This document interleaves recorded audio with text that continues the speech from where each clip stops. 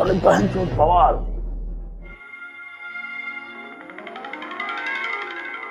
ओह यार, यार ये कितनी औसम है यार।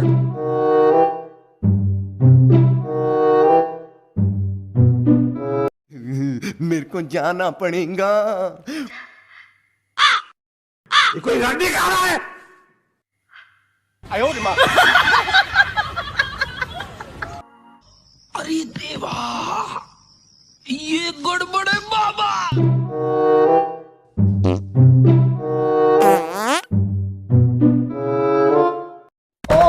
हो नहीं देखा जा रहा यार, नहीं देखा जा रहा। सह लेंगे थोड़ा सा।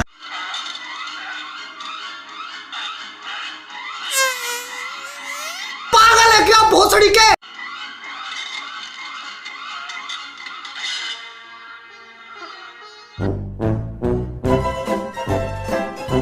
जनता को आप मूर्ख समझना बंद कर दीजिए।